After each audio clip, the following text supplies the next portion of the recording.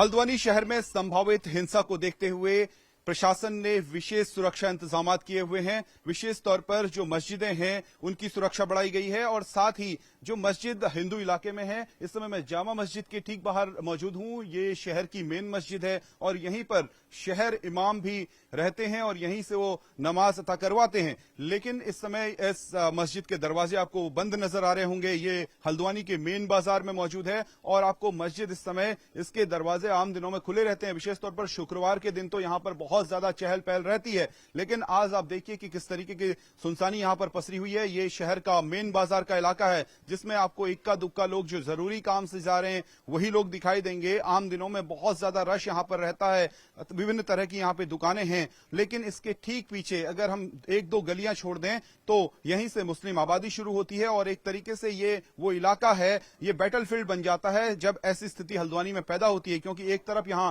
हिंदुओं की आबादी है तो दूसरी तरफ मुस्लिम आबादी है, तो ऐसे में पुलिस ने एहतियाती कदम उठाए हैं और विशेष तौर पर पुलिस का यह कहना है कि आप घरों से न निकलें, कोई मेडिकल अगर इमरजेंसी है तभी आप घर से निकलिए और सुरक्षित रहिए।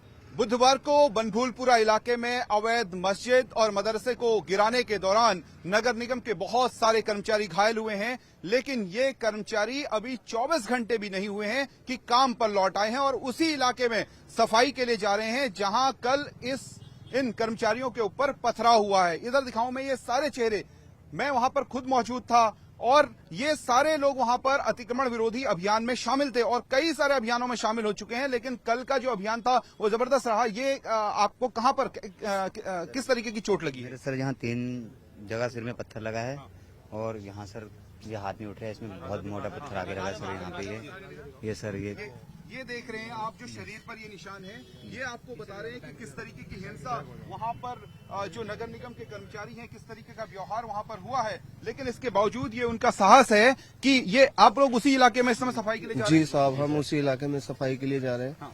अब हमको तो ऐसा पता था कि भाई अतिक्रमण होना है करके, लेकिन वहाँ से ऐसा पथराव हुआ, हम अपने आप को बचा नहीं पाए। ये नगर निगम के कर्मचारियों की हिम्मत है कि कल पत्थर झेले हैं, डंडे झेले हैं और न जाने कौन कौन सी चीजें इन्होंने झेली हैं अपने शरीर में, लेकिन इसके बावजूद इनकी ये हिम्मत है कि ये शहर की सफाई के लिए निकले हैं और विशेष तौर पर उस इलाके की सफाई के लिए निकले हैं जहां से इनके ऊपर पत्थर बरसाए गए।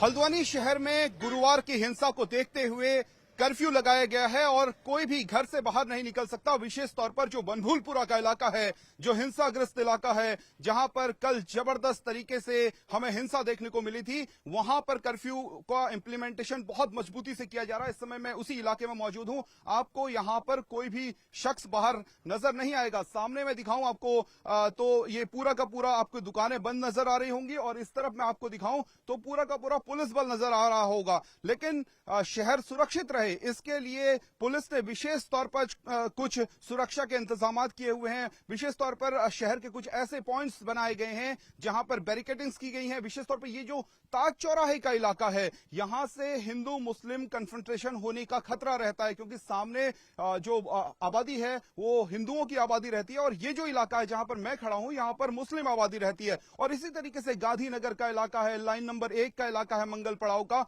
और फिर वहां शनि बाजार का इलाका है। तो ये ऐसे इलाके हैं जो पुलिस ने चिन्हित किए हुए हैं जहां पर भारी पुलिस फोर्स को तैनात किया गया है, अर्धसैनिक बलों के जवानों को तैनात किया गया है ताकि जुमे का दिन है, ताकि लोग ज्यादा से ज्यादा लोग नमाज पढ़ने के लिए भी निकलेंगे क्योंकि जुमे का दिन है। ऐसे में शहर सुरक्षित रहे, पुलिस ने अपना प्लान पूरी तरीके से तैयार कर लिया है। शैलेंद्र नेगी, न्यूज़ 18 हल्द्वानी।